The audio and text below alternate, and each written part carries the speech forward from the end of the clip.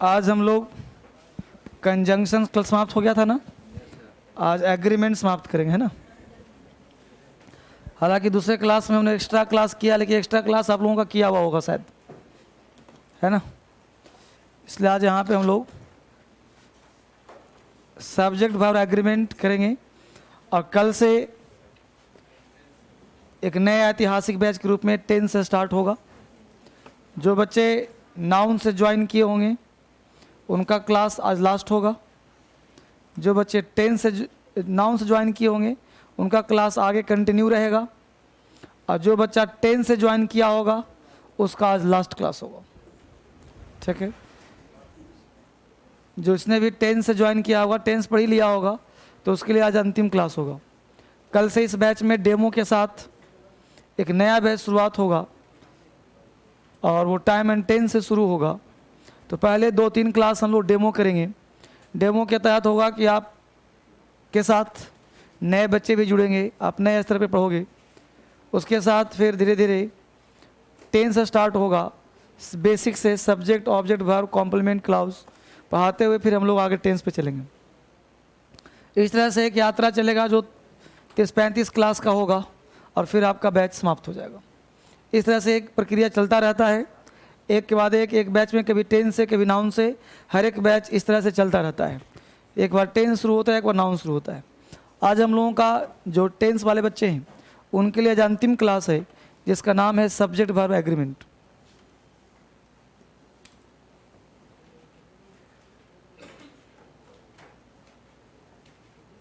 Subject verb agreement, subject verb agreement chapters क्या है?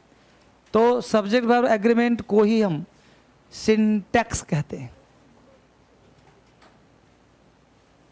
Syntax यानी सिंटैक्स और एग्रीमेंट कोई 2 चैप्टर नहीं है, ये एक ही चैप्टर्स का नाम है, सब्जेक्ट वर्ब एग्रीमेंट। इसी को हम सिंटैक्स भी कहते हैं, सिंटैक्स। अब प्रश्न उठ रहा है कि सिंटैक्स है क्या चीज़, ये क्या पढ़ा जाए, क्यों पढ़ा जाए, क्या एग्ज़ाम के लिए इम्पॉर्टेंट है? तो अब तक जितने भी चैप्टर्स आपने पढ़ा वो सारे चैप्टर्स का मेल सिंटैक्स में ही होता है। ये सिंटैक्स में ही जोड़ है उसका, सिंटैक्स में ही मिलाप है उसका, सिंटैक्स भी वो क्रक्स है, ठीक है। अब जरा सा मैं आपको अब एक दिखाता हूँ नमूना, जिसके तहत आपको जो है उसको कॉपी कराना पड़ेगा। वो प्रिंट होने के लिए भी गया नहीं, भी मेरे पास आया है आज, तो उसको मैं अभी आपको दिखा देता हूँ। सिंटैक्स बेसिकली क्या होता है कि जैसे हमने पढ़ा सिंटैक्स में कि सब्जेक्ट है, वर्ब है, अदर वर्ड। बेटा मेरे टेबल पे फोटोकॉपी का सेट हो लेते हैं, उसको अभी डाल दिया है। तो सब्जेक्ट वर्ब और अदर वर्ड, अब सब्जेक्ट है, वर्ब है और अदर वर्ड है। अब जानना ये है कि सब्जेक्ट और वर्ब और अदर वर्ड, तो आपने नाउन पढ़ा, प्रोनाउन पढ़ा, प्रीपोजिशन पढ़ा, कंजंक्शन पढ़ा, एग्रीमेंट, सब चीज़ पढ़ा आपने। अब ये एग्रीमेंट क्या कहता है? सब्जेक्ट और वर्ब इन दोनों में एग्रीमेंट कहता है कि सब्जेक्ट और वर्ब में एग्रीमेंट। अब एग्रीमेंट तो आपने बचपन में सुना होगा, समझौता। तो समझौता किसका? सब्जेक्ट और वर्ब। तो भाई बाबा बताओ, समझौता तो तब होता है जब झगड़ा हो, टेंशन हो। देखो बेटा, यह एक नया बुक बन रहा है जिसमें जैसे लिखा है ना एडजेक्टिव, तो एडजेक्टिव लिखा है तो इसमें एडजेक्टिव से 500 क्वेश्चन होगा, 500 क्वेश्चन होगा सिर्फ एडजेक्टिव से। बस में रहो, 500 से कम एक नहीं होगा, है ना। तरीके का है जबरदस्त। अब देखो फिर क्या लिखा, वर्ब, ठीक है ना। तो इतना था एडजेक्टिव का, फिर वर्ब। इस तरह से जो है, इससे बढ़िया किताब आपने आज तक देखा ही नहीं।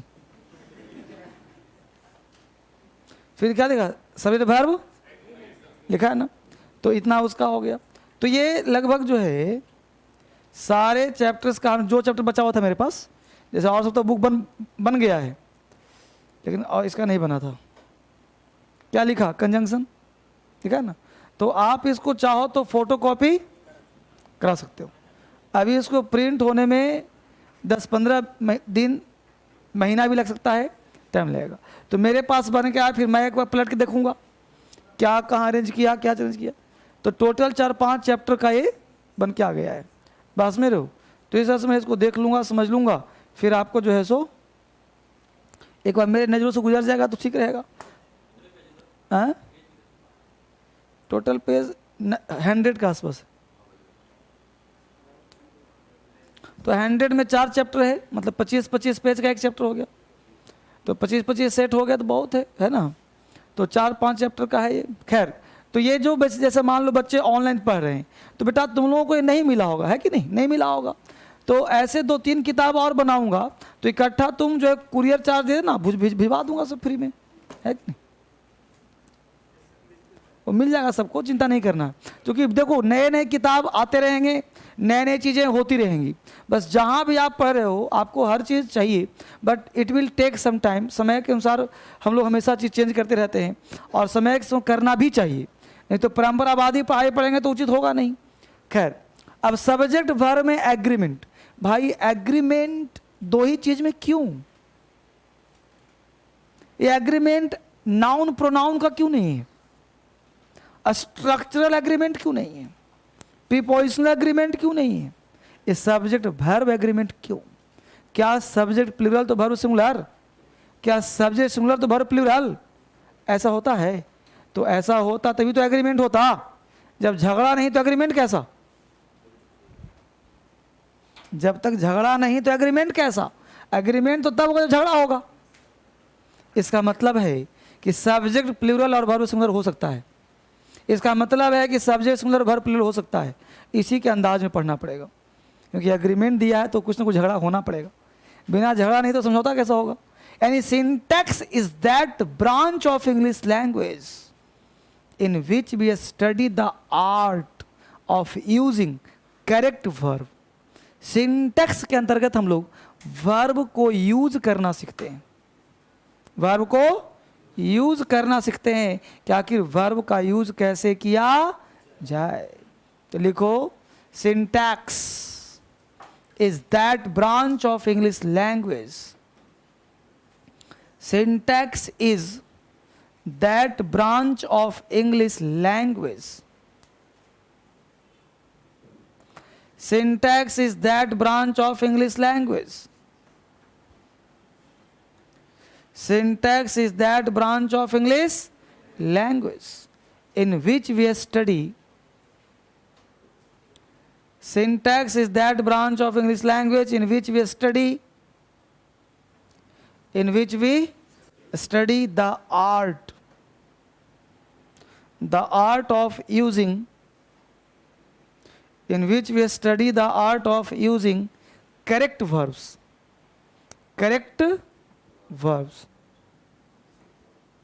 Syntax is that branch of English language in which we study the art of using correct verbs. Syntax हम लोग उस चैप्टर को कहते हैं जिसमें वर्ब के करेक्ट यूज को पढ़ना सीखते हैं। तो इसमें बेटा कोई क्लासिफिकेशन तो होगा नहीं कि ए है, बी है, सी है। इसमें सीधा हम लोग कॉन्सेप्ट पे ही बात करेंगे। तो पहला इसमें रूल काम करता है, कॉन्सेप्ट काम करता है कि यदि आपका सब्जेक्ट, पहला रूल नंबर फर्स्ट कहता है बाबू कि यदि तुम्हारा सब्जेक्ट सिंगुलर हो तो आने वाला वर्ब भी सिंगुलर होगा। यदि तुम्हारा सब्जेक्ट प्लूरल हो तो आने वाला वर्ब भी प्लूरल होगा। कैसे पता? तो हमने एग्जाम्पल लिखा, द टीचर इज, देखो द टीचर सिंगुलर तो इज लिया, द टीचर इज टीचिंग। यहां बोला हमने द स्टूडेंट्स, तो स्टूडेंट्स हो गया प्लूरल, तो देखो यहां पे आर लगाया, the students are beating, the students are beating the principal. अब स्टूडेंट्स है, प्रिंसिपल को पीट रहा है, तो 2 4 5 10 मिल गया होगा ना। तो हो गया students are beating the principal, तो यहाँ पे स्टूडेंट्स हो गया प्लूरल, तो वर्ब ले लिया आर। तो सब्जेक्ट सिंगुलर वर्ब भी, सब्जेक्ट प्लूरल वर्ब भी, बोलो लिख पा रहे हो सब लोग? उतार लिया, मिटाऊं?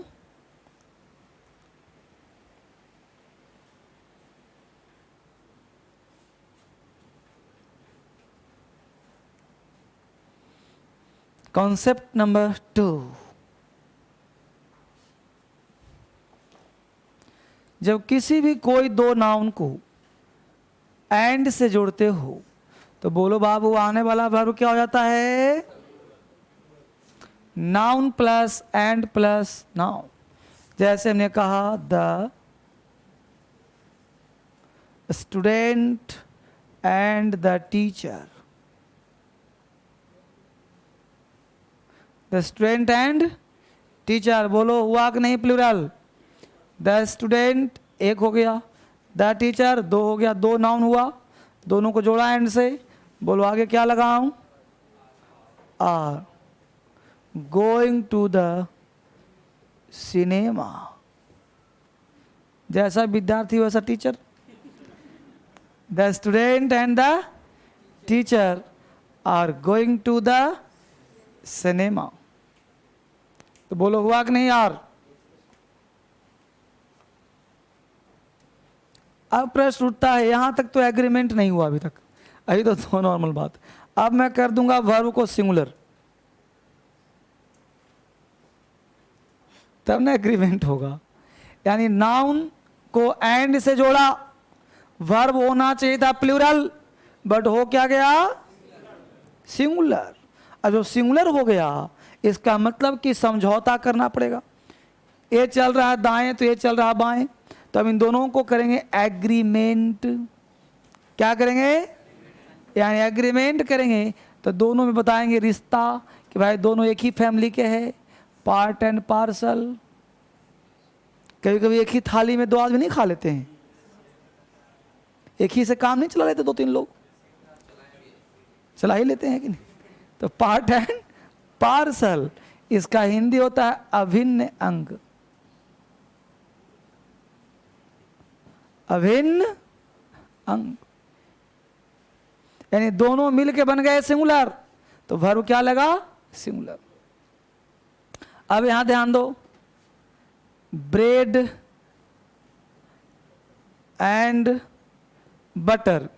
अब ब्रेड एंड बटर, बोलो दो चीज है कि नहीं? अब ब्रेड एंड बटर के साथ तुमने ईज लगाया, तो ब्रेड एंड बटर अगर अभिन्न अंग है तो तुम खाओ उसको, तो bread and butter is my breakfast. अब ब्रेकफास्ट है तो ये तो नहीं कि पहले ब्रेड खा लिया फिर ऊपर से बटर 3-4 खा लिया, और उछल कूद करेंगे अंदर मिल जाएगा ब्रेड बटर, नहीं ना। तो उस केस में दोनों को अभिन्न अंग करना पड़ेगा तब खा सकते हैं भाई। कि ब्रेड है तो उसमें बटर लगाया तो दोनों मिलके एक हो गए, दो शरीर एक जान, सुना होगा आपने। तो यहाँ पे क्या बन गया? दोनों मिलकर एक बन गया। तो एक बन गया तो क्या लेगा? हाँ इज। लेकिन हमने कहा यहाँ कि ब्रेड एंड बटर सोल्ड, बिक गया, तो बोलो ईज लगाऊं कि आर लगाऊं? अब यहाँ आर आ जाएगा। यही समझना है, रट्टा नहीं मारना कि रट्टा सर ने कह दिया रट्टा मार दिया, ब्रेड अलग हो गया बटर अलग हो गया। अब वहां कह दिया सोल्ड तो बिका है, यानी ऐसा थोड़ी कि ब्रेड पर बटर लगा के बिका हो, तो होगा नहीं। ब्रेड एंड जुड़ा हुआ है ना, एंड जुड़ा हुआ है, तो bread and butter are sold, क्योंकि बेका गया है। समझ आया? बात नहीं है समझ आया? तो bread and butter are sold, यहाँ पे आर लगेगा क्योंकि अभिन्न अंग नहीं बना अभी तक। समझ आया? तो ऐसे ही कुछ जो है हम लोग, ऐसे ही वर्ड हैं कुछ जो आपको एग्जाम में पूछेगा, तो इसका 2-4-10 वर्ड का लिस्ट आपको याद करवा दे रहा हूं। लिखिए लिस्ट, लिखो ऑनलाइन वाले सब, तुम लोग पढ़ाई पर ध्यान नहीं दे रहे बेटा सब, ठीक है? लिखो फटाफट। कल एक बच्चा हरियाणा से ऑनलाइन से कॉल किया कि सर मैं टीचर हूं और मैं पढ़ाता हूं, आपकी वीडियो देख करके मैं जो पढ़ाता हूं, हम कि अंग्रेजी पढ़ाते हो कि मैथ? बोला कि मैथ पढ़ाता हूं। तो इंग्लिश नहीं पढ़ाता, मुझे शांति मिली, चलो ठीक है। तो बड़ा ही यहाँ से पढ़ करके वहाँ सीख जाना बहुत बड़ी बात होती है, और मैं हालांकि कोई क्वेश्चन छोड़ता नहीं, इसलिए सब बच्चे संतुष्ट हैं। पूछा मज़ा आ रहा है? बोला ज़बरदस्त। तो ये सब है, तो बच्चे सीख पा रहे हैं। तो बेटा मैं तुम्हारे बारे में ही कह रहा हूँ, तुम देख भी रहा होगा। चलो आगे पढ़ते हैं ना। चलो अब लिखो अगला कॉन्सेप्ट, तो ब्रेड एंड बटर हो गया। अगला वर्ड है horse and carriage, HORAC, horse and carriage, CRRIAG, horse and carriage, CARRIAGE। इसका हिंदी होता है तांगा, घोड़ा गाड़ी, टमटम। टमटम समझते हो? बिहार में टमटम कहते हैं, दिल्ली में तांगा कहते हैं, और घोड़ा गाड़ी भी कह दो उसको, उसको हॉर्स एंड कैरियज कहते हैं। चल बसंती भी कह सकते हो। अगला वर्ड लिखो hammer and sickle, hammer HAMMER, hammer and sickle, SICKLE, hammer and sickle, SICKLE, hammer and sickle. Hindi होता है छेनी और हथौड़ा, छेनी हथौड़ा, hammer and sickle, SICKLE, HAMMER, hammer, SICKLE, sickle. तो हैमर एंड सिक्कल, छेनी हथौड़ा।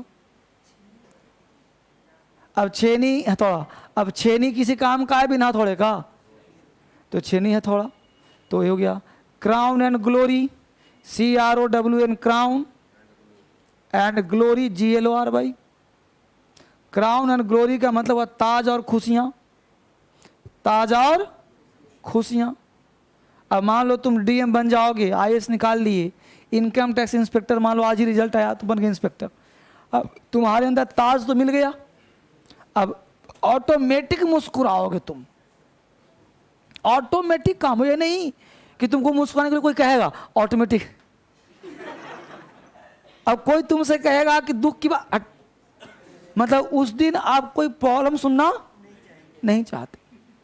जितने मिस वर्ल्ड, मिस यूनिवर्स बनती देखना ऐसे करेंगी, मतलब फट गया तो जुटेगा नहीं वो आजीवन। इतनी खुशी मिल गई कि उसको, तो उसी को कहते हैं क्राउन एंड, ताज और खुशियां साथ आती हैं, साथ साथ। आगे लिखो truth and honesty, truth and honesty, सच्चाई और ईमानदारी। ट्रूथ मतलब सच्चाई, and honesty, truth and honesty, सच्चाई और ईमानदारी। अब ट्रूथ है तो ऑनेस्टी आएगा ही आएगा। Age and experience, age, AGE, age and experience. अब मान लो उम्र बढ़ रही किसी की, तो एक्सपीरियंस तो गेन होगा ना, चाहे पॉजिटिव हो चाहे नेगेटिव, कुछ ना कुछ तो होगा। तो एज एंड एक्सपीरियंस हो गया, है ना। आगे लिखो slow and steady, slow and steady, STEADY, slow and steady. Win the race की wins the race, wins the race. Slow and steady wins the race. तो बोलो बच्चे, कंसेप्ट हुआ क्लियर? फाइन। किसी को डाउट है तो बोलो अगला कॉन्सेप्ट। अब धीरे धीरे लगातार कछुए की चाल, slow and steady wins the race. आगे चलो, कॉन्सेप्ट नंबर नेक्स्ट। अगला रूल है बच्चे, यहाँ पे ईच है, एवरी है या नो है के बाद तूने नाउन लगाया, नाउन के बाद एंड।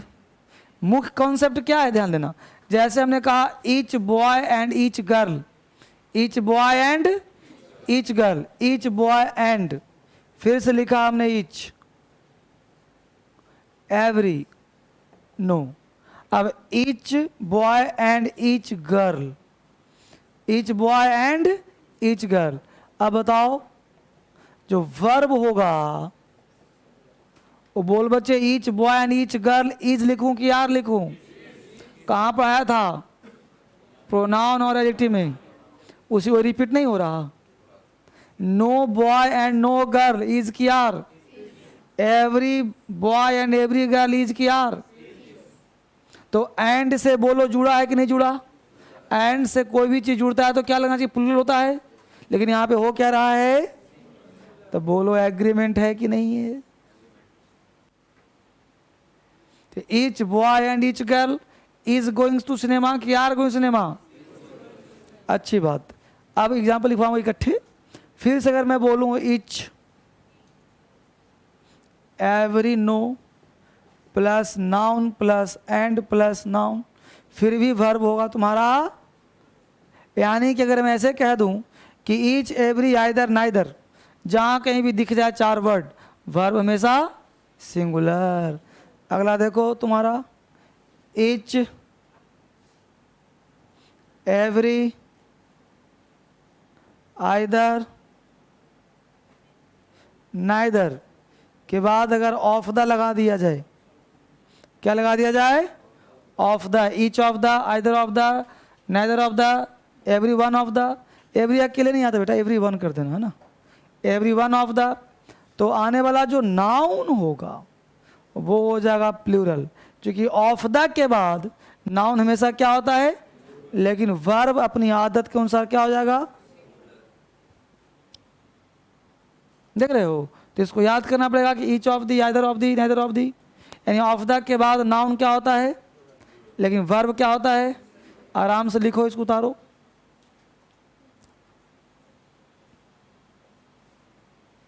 उदाहरण फिर चौथा दूंगा। ये सब आपको पढ़ाया होगा एग्रीमेंट, प्रोनाउन में, प्रोनाउन या एडजेक्टिव में सब पढ़ाया होगा।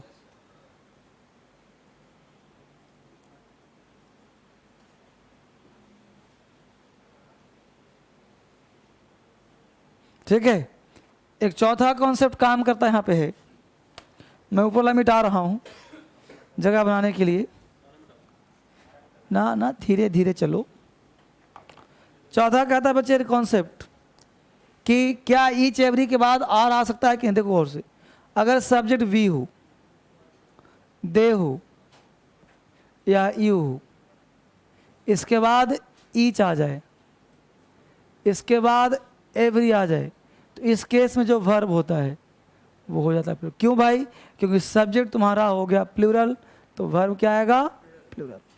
फिर वहाँ पे ईच एवरी रहा कहाँ, वी ईच, तो वी ईच वी पहले ना है, तो वी ईच आर हो जाएगा। दे ईच, तो दे पहले है ना, तो दे ईच आर हो जाएगा।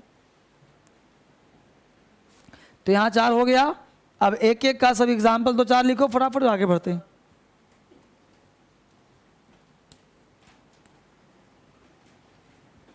हम लोग पढ़ रहे हैं सब्जेक्ट वर्ब एग्रीमेंट, बहुत ही आसान चैप्टर्स, लॉलीपॉप टाइप का।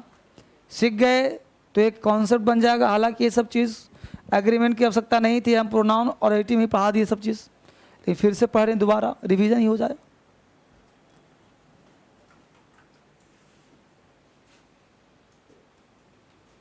Example, no boy and no girl, no boy and no girl. अब बोलो नो बॉयज हो सकता है क्या? No boys and no girls नहीं होगा। नाउन भी सिंगुलर, ये ध्यान दें बेटा, नाउन भी सिंगुलर और वर्ब भी सिंगुलर। चाहो तुम लिख भी सकते हो, कोई दिक्कत नहीं। जहाँ जहाँ नाउन लिखा ना वो सब कर दो। जहाँ पे जैसे नाउन था तो हमने कर दिया प्लूरल, इसका मतलब कि सिर्फ यही प्लूरल होगा, बाकी सब जगह नाउन क्या हो जाएगा, सिंगुलर। तो नो बॉयज नहीं होगा, no boy and no girl. तो एग्जाम्पल लिखो, no boy and no girl is going की आर गोइंग, तो लिखो is going to win the race, is going to win the race. No boy and no girl is going to win the race, no boy and no girl is going to win the race, is going to win the race. एक और लिख लो,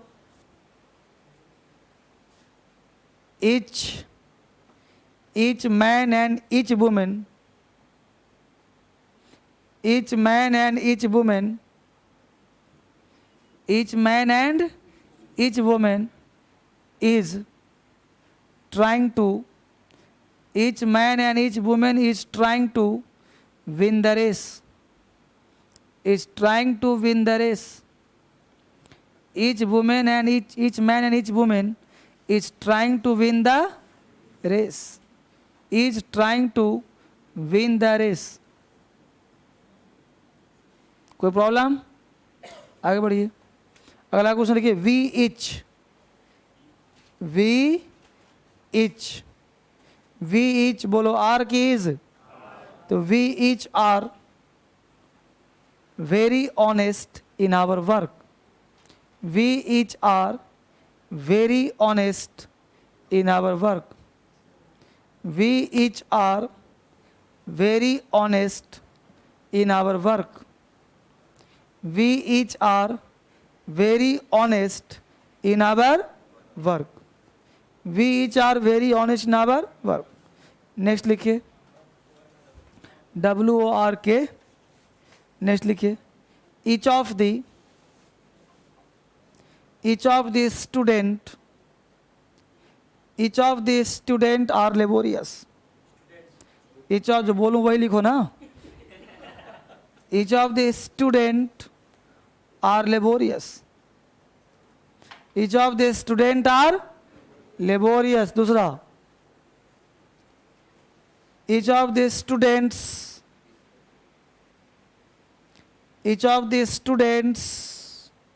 are laborious.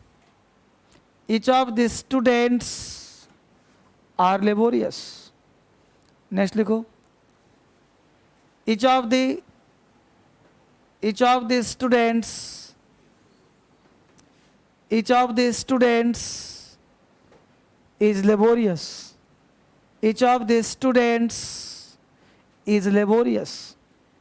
each of the students is laborious. बताओ first right में कितने लोग, second right, third right. तो बेटा सिर्फ तीसरा सही है. देखा, ये तुम लोग धोखे में भी गलती कर दे रहे हो. इसका मतलब टोटली अलर्ट रहो. सावधानी हटी दुर्घटना. हाँ, इसलिए बिल्कुल अलर्ट रहिए. ये नहीं कि जहाँ भी चौबी देखा, स्टूडेंट्स देखा, सीधा आर लगा दिया. ऐसे नहीं. पूरा ज्ञान, पूर्ण ज्ञान की प्राप्ति. अगला कॉन्सेप्ट. यहाँ पे मैं आपको पढ़ा रहा हूँ डिडक्टिव मेथड. पहले कॉन्सेप्ट दे रहा हूँ क्योंकि सब ज्ञान पहले से पता है तुम्हें.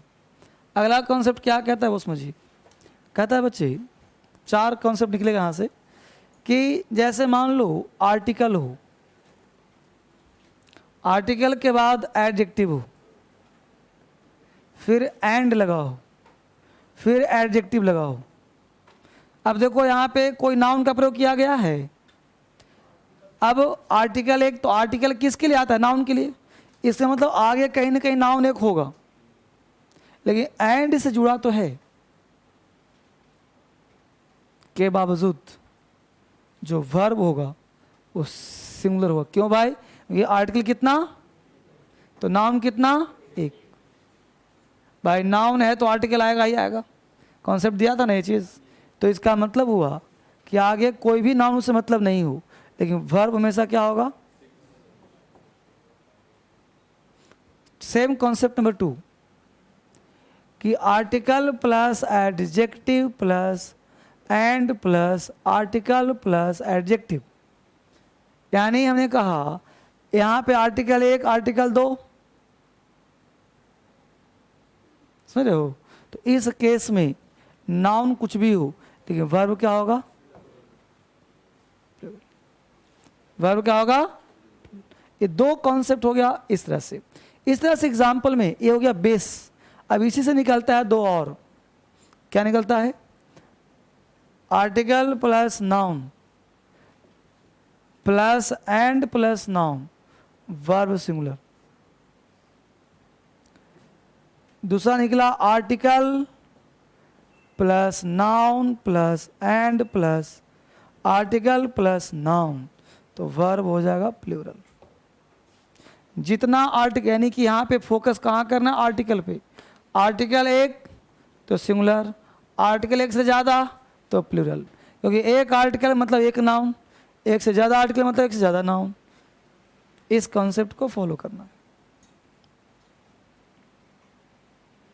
लिखिए, फिर एग्जाम्पल दे रहा हूँ. आराम से उतारो, कोई जल्दी नहीं.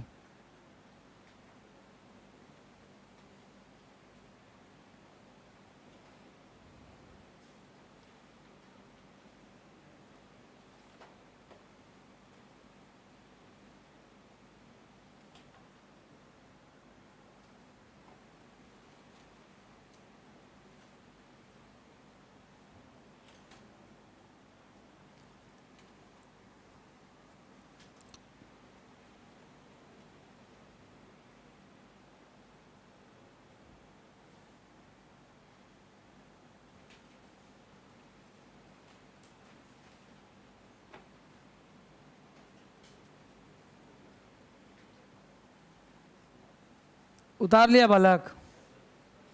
अब देखो गौर से बोर्ड पे, हमने कहा कि एक लाल, लाल के एडिटिव है ना रेड, हमने कहा आ रेड एंड ब्लैक, एक लाल और काली, a red and black cow, बोलो इज की are.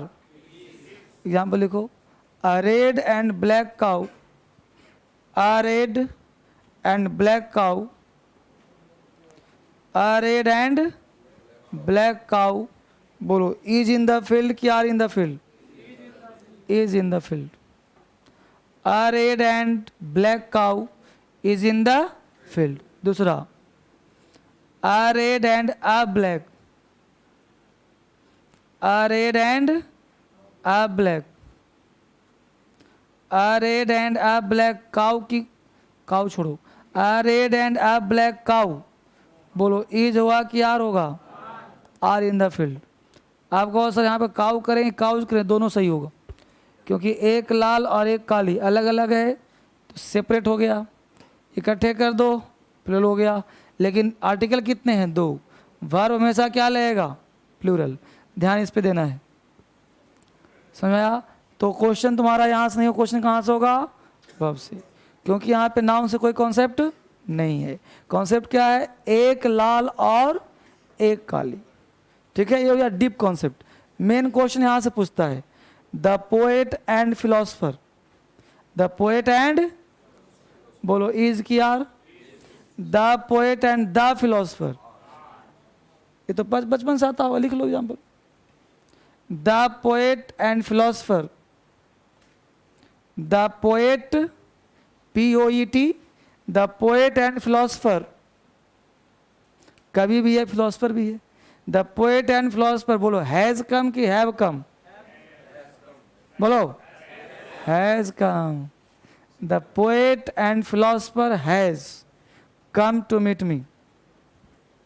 The poet and philosopher has come to meet me. The poet and philosopher has come to meet me. The poet and philosopher has come to meet me. Right or wrong? Right. आगे लिखो, the poet and the philosopher, the poet and the philosopher, बोलो has के have come to meet me. The poet and the philosopher have come to meet me. The poet and the philosopher have come to meet me. एक question पूछा था exam में, या लिखना जाए इसको, देखिए, the manager, the manager, the manager comma director, the manager comma director and the manager comma director and financer, FINANCER, financer, financer of this company, of this company, of this company dot dot absent today, absent today. Option A is, option B are, option C none, A no any। बताओ आप में से कितने बच्चे is में हो, कितने बच्चे आर में हो, कितने बच्चे नन में हो? तो यहाँ बेटा आर लगाना गलत होगा और इज लगाना, कैसे पकड़ा तुमने? आर्टिकल से पकड़ लिया। आर्टिकल कितना? मतलब सब एक के आदमी था, सब आदमी कितना था? एक था। अगर आर्टिकल एक और लगाया तो दो हो जाता। समझ पा रहे हो ना? एक कमी है, तो आपको पकड़ना है आर्टिकल्स। ये नहीं कि चार बढ़ा गया कि पोएट है, मैनेजर है, डायरेक्टर है, फिनांस सब आ गया, सब वही था। तो क्या आ जाएगा वहां?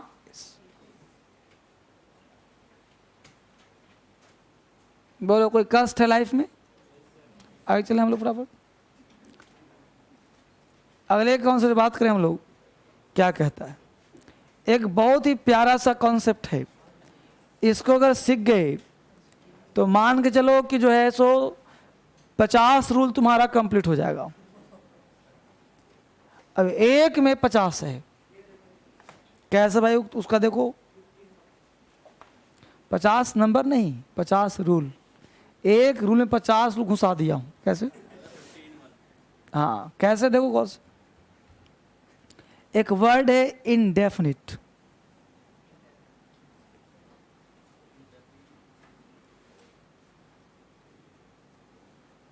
indefinite number, indefinite number plus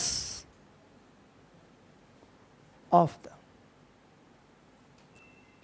indefinite number के साथ अगर ऑफ द लगाओ, अब इस indefinite नंबर को समझना ये होता क्या है। तो इसमें हमने कहा 50 वर्ड तुम डाल दो, कैसे भाई? अनिश्चित संख्या, हमने बोला some of the, all of the, any one of the, most of the, rest of the, 2/3 of the, 40% of the, 50% of the, 20% of the, plenty of the, great deal of, lots of, lot of, हैं जी?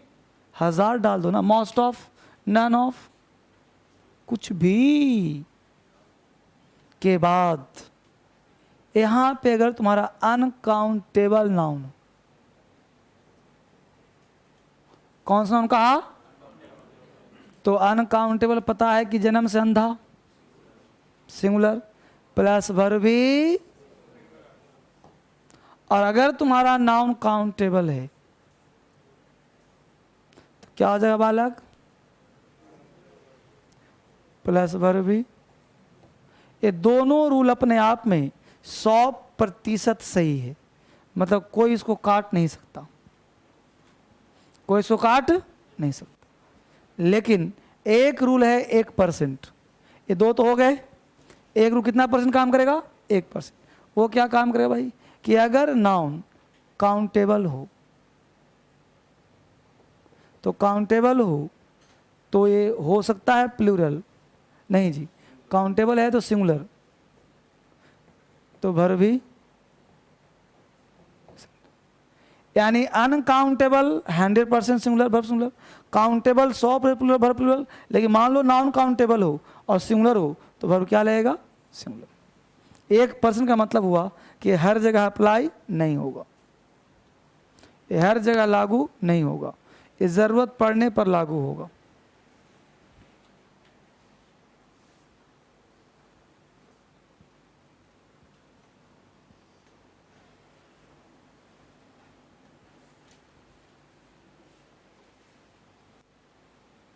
उतारा इसी अंदाज में। अब इसमें सारे word में लिखवा दूंगा आपको, फिर मैं एग्जाम्पल से खेलूंगा।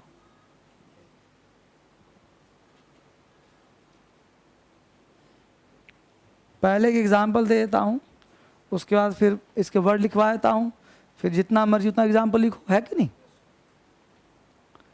पहले एक लॉलीपॉप एग्जाम्पल जो दोनों में फिट हो जाए। ये देखो 100% तो कर ही लोगे। इसको देखते हैं पहले, फिर इसको देखते हैं, ठीक है? गौर से, घबराना नहीं, हजारों एग्जाम्पल आएंगे। देखो गौर से, हमने एक वर्ड लिया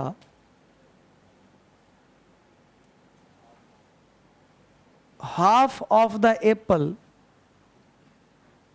इज रॉटन।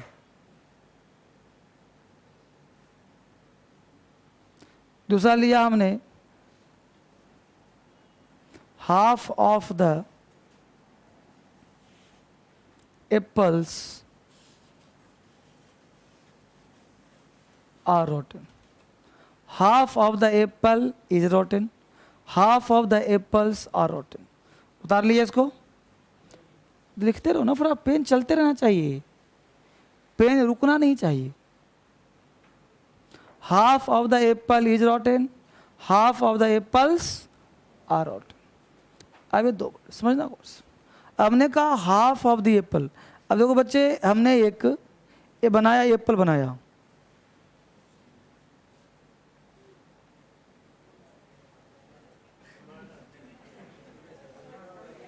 क्या बन गया?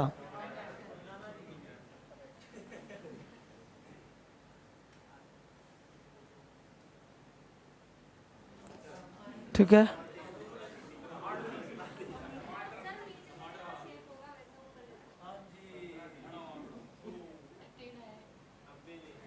चलो कुछ भी आगे बन गया जी, इतना कोई कलाकारी चल रहा है। तो ये एप्पल हो गया, ठीक है। अब एप्पल उन्होंने कहा हाफ ऑफ द एप्पल, यानी एप्पल है सिंगुलर, तो ये एप्पल में आधा सड़ा हुआ है, ये नहीं हुआ। Half of the apple is rotten, यानी एप्पल कितना सड़ा हुआ है।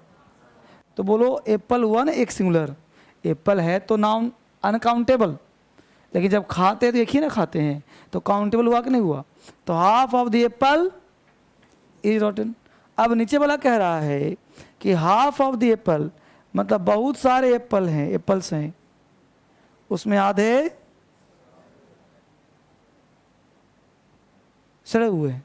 तो half of the apples are rotten, तो बहुत सारे एप्पल्स में आधे सड़े हुए। यही ना कहने का सेंस हुआ इसका। वर्ड सेम है, यहाँ पे ये कंसेप्ट हुआ क्लियर, इजाज हुआ क्लियर। एक का मतलब इस घर में हजारों एप्पल्स हैं, उसमें आधे सड़े आधे सही, एक ही एप्पल में आधा सड़ा हुआ। अब इसी एग्जाम्पल में तुम हजारों बार डाल दो। हमने बोल दिया some of the apple is rotten, most of the apple is rotten, plenty of the apple is rotten, half of the apples are rotten, most of the apples are rotten, some of the apples are rotten, rest of the apples are rotten, a lot of the apples are rotten। समझ पा रहे हो। यानी कहने का sense है कि आप कोई भी एग्जाम्पल हजारों तक लिख सकते हो, समझ सकते हो। इतना समझ में आया आप सबको। तो पहले मैं ऐसे जितने वर्ड्स होंगे मैं आपको लिखवा दे रहा हूँ, उसके बाद 50 एग्जाम्पल और डाल दे रहा हूँ। उतार लिया इसको, तो लिखो लिस्ट ऑफ द वर्ड, इसके लिस्ट लिख लो। Plenty of, plenty of, PLENTY, plenty of. Plenty of का मतलब प्रचुर मात्रा में। प्लेंटी ऑफ को लिखो most of, MOST, most of, MOST, most of.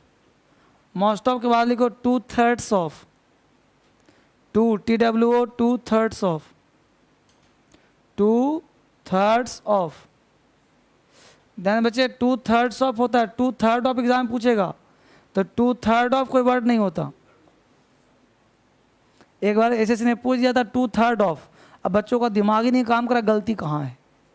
तो 2/3 ऑफ कोई वर्ड ही नहीं होता, 2/3 of. 3/4 of, 3/4, FOURTHS, 3/4 of. Some of, all of, sum of, all of, a lot of, lots of, percent of, rest of, all of was a lot of, a lot of, lots of, a lot of, lots of, none of, none of, all of, all of हो गया। ETC करो फिर, ETC, ETC। Example लिखो। अब एक example को दो अंदाज में लिखवा रहा हूं, लिखो। Most of the students, most of the students, most of the students. बोलो वाज लगाऊं कि वर लगाऊं। हाँ, तो most of the students were laborious in my class. Most of the students were laborious in my class. Most of the students were laborious in my class. दूसरा, most of the water,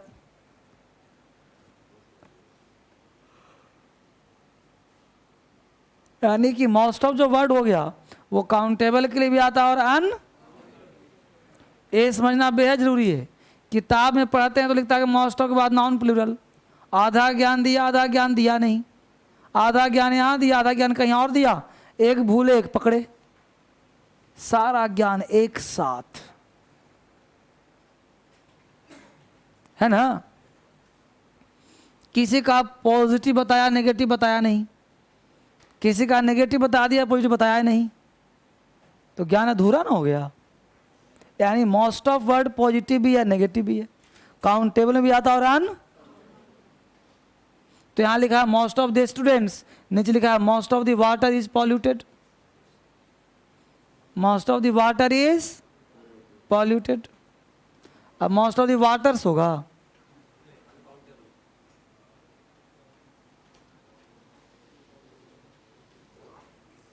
बोलो बालक life में कोई दिक्कत चल रहा है क्या?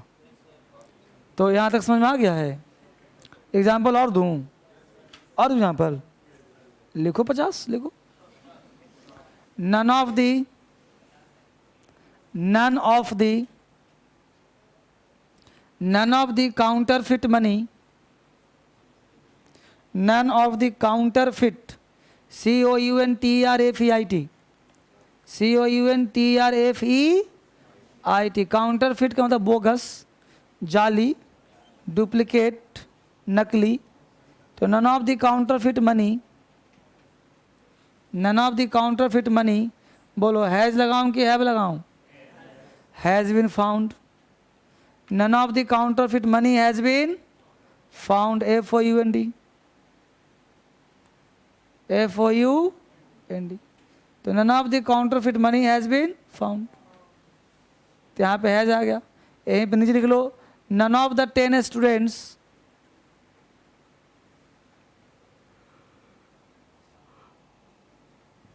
नन ऑफ द 10 स्टूडेंट्स, बोलो हैव कि has?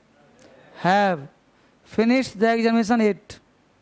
None of the 10 students have finished the examination yet, YET। None of the 10 students have finished the examination yet।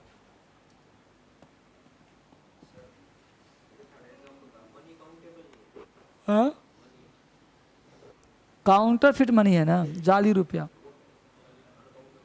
Money word क्या है सो बताओ, काउंटरफिट छोड़ो। मनी आजीवन अनकाउंटेबल है, रुपीज काउंटेबल है। Rupees क्या है और मनी क्या है? ये तो नाम में पढ़ाया था ना, पलट के देखो कॉपी। सीनरी सीन में क्या अंतर है, मनी और रुपीज में क्या अंतर है, पोएट और पोएम में क्या अंतर है?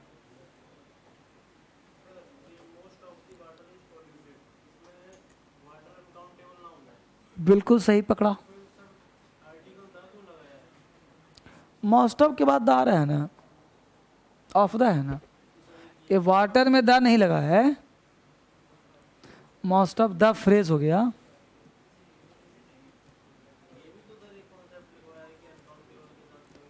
तो द कहाँ लगा रहे बाबू? मोस्ट ऑफ हटा दो, द वाटर लिखो। और ऐसे भी पानी गंदा है तो खास हो गया कि नहीं हो गया? और ऐसे भी कहा हूँ कि जो है जो निश्चित द लगा देना। ऐसे भी कहा हूँ कि द आर्टिकल नहीं द होता डिटरमिनर्स, चश्मिश।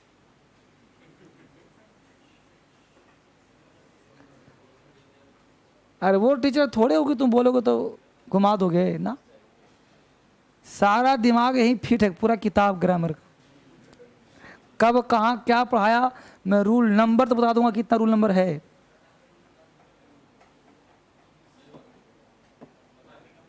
था? लिखा, संतुष्ट हुआ तुम? आए चलो, सबको संतुष्ट करना जरूरी ना है। आगे चलो, आगे बढ़ो। कॉन्सेप्ट नंबर अगला, नेक्स्ट कॉन्सेप्ट। अब अगला कॉन्सेप्ट देखो, बैठे बैठे समझ में आता है कि लिखो तो लिखो। आ नंबर ऑफ, स्ट्रक्चर लिखवा रहा हूं। A number of, a number of, a मतलब a नंबर ऑफ, ANUMBR, फिर से काट दो, फ्रेश लिख लो। a number, ANUMBR, a number of, OF of, plus noun plural, plus verb plural. नीचे लिखो द नंबर ऑफ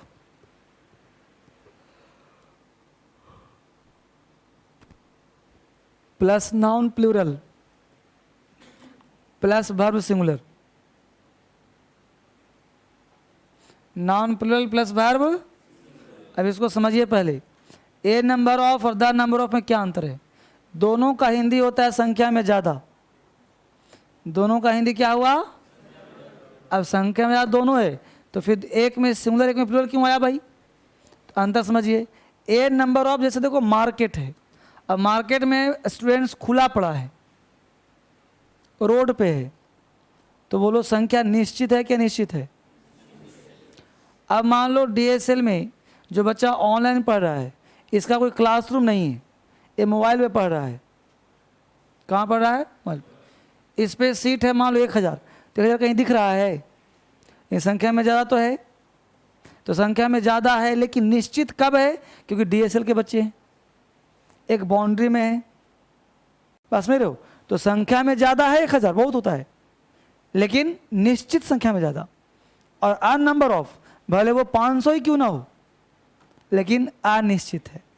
यहाँ 1000 होते हुए भी हम निश्चित किए हुए हैं कि भाई 1000 ही बचा लिया एडमिशन, और वहाँ 500 होते हुए हमने काउंट नहीं किया क्योंकि मुझे ज़रूरत नहीं पड़ा। तो ज़रूरत नहीं है, अनिश्चित है, तो हो गया अनिश्चित मतलब अनजान, तो हो जाएगा अन नंबर ऑफ। और द नंबर ऑफ मतलब जो भी है निश्चित है, जानकार है। अंतर हुआ क्लियर? इसीलिए द के साथ सिंगुलर और ए के साथ प्लूरल। एग्जाम्पल लिखो, a number of students, a number of students are in the market. A number of students are in the market. बोलो सेंटेंस राइट हुआ कि नहीं? A number of students are in the market, market में कितने student हैं?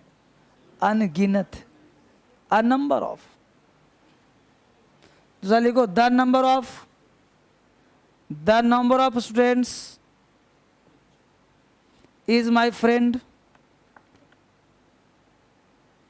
Is my friend. अब बताओ कि तुम्हारा दोस्त है, 100 दोस्त, 200 दोस्त होगा, लेकिन जो भी होगा निश्चित होगा ना जी।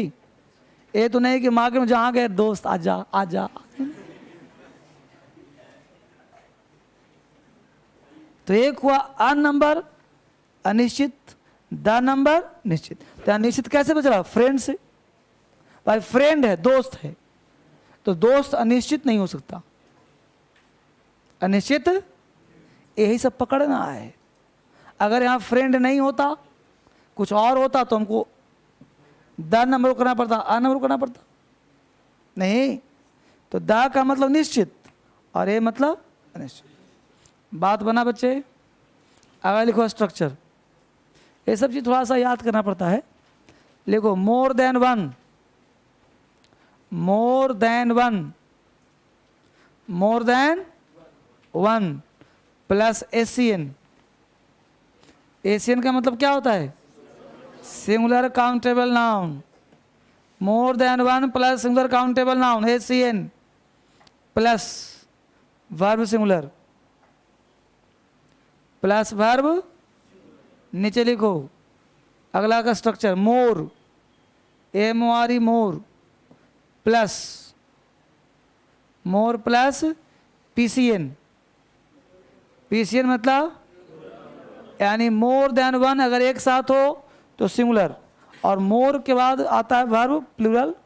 मोर plus PCN plural countable noun plus than one plus than one, THAN than one plus verb plural, plus verb plural. यानी मोर देन वन के साथ सब कुछ सिंगुलर, और मोर देन वन को तोड़ दिया तो सब प्लूरल। मोर देन वन एक साथ तो सब सिंगुलर, तोड़ दिया तो। एग्जाम्पल लिखो, more than one student, more than one student. बोलो स्टूडेंट के students, more than one student was present कि were present? Was present in the class. More than one student was present in the class. नीचे लिखो more students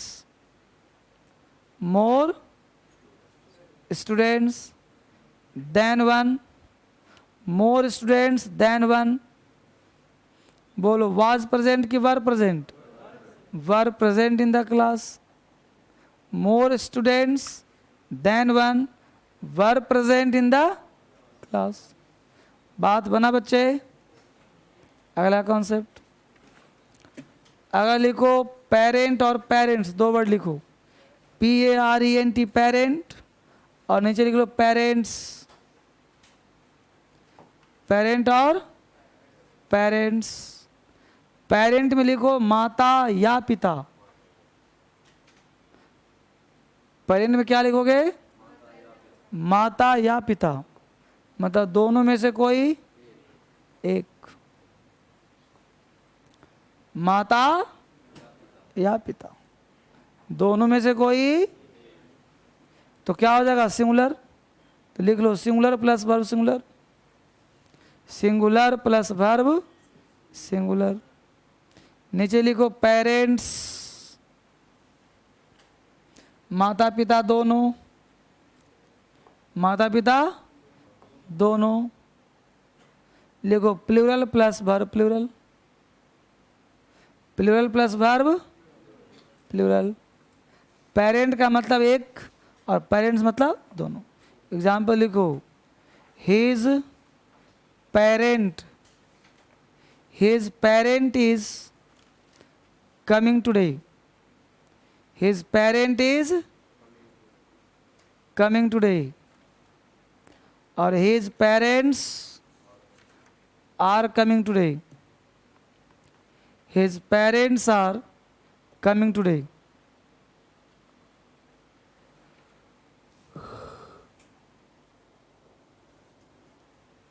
बोलो बालक को दिक्कत हुआ यहाँ तक?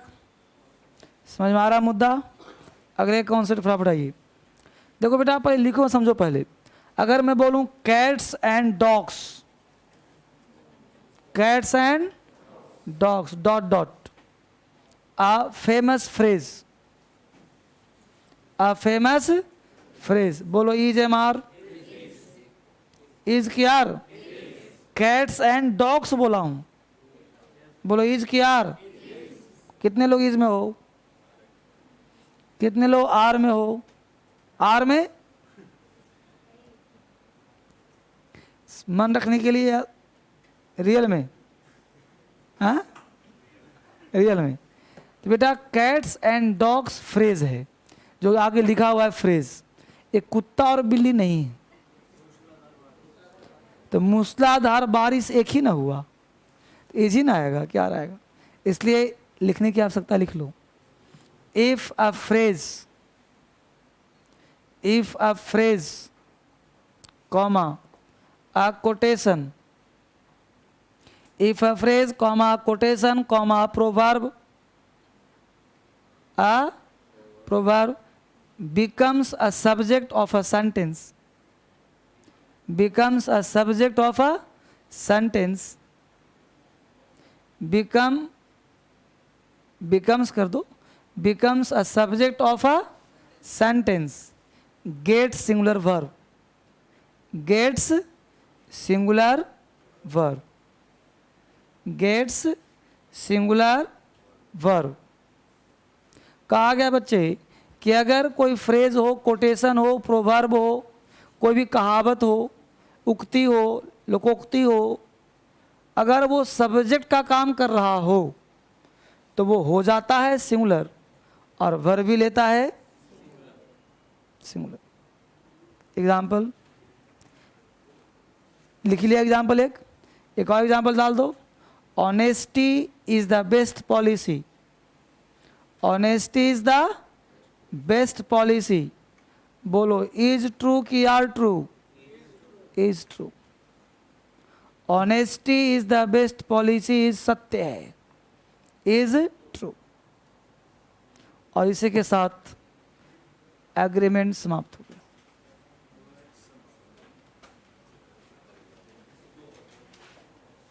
इसी के साथ हम लोग का चैप्टर समाप्त हो गया। अब हम लोग कल मिलेंगे एक ऐतिहासिक क्लास में, जहां से हम लोग टेंस का प्रारंभ करेंगे, बेसिक से आगे बढ़ने का प्रयास करेंगे, जिसमें सब्जेक्ट ऑब्जेक्ट वर्ब पढ़ा जाएगा और आपको एक अलग दुनिया में ले जाया जाएगा।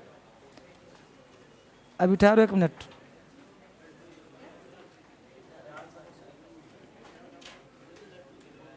सुन रहे हो? तो जो बच्चे ऑनलाइन क्लास कर रहे हैं, ऑनलाइन पढ़ें, मन से पढ़ो, जहाँ कभी डाउट हो यूट्यूब पे पढ़ते रहो। जिनका बैच समाप्त हुआ उनका समाप्त हो जाएगा, जिनका कंटिन्यू रहेगा कंटिन्यू रहेगा। जिन्होंने टेंस से ज्वाइन किया था उनका समाप्त, जो नाउन से ज्वाइन किए थे वो कल से टेंस कंटिन्यू करेंगे, है ना बेटा? लाइव बंद करवा दो, खत्म हो गया बैच। ठीक है।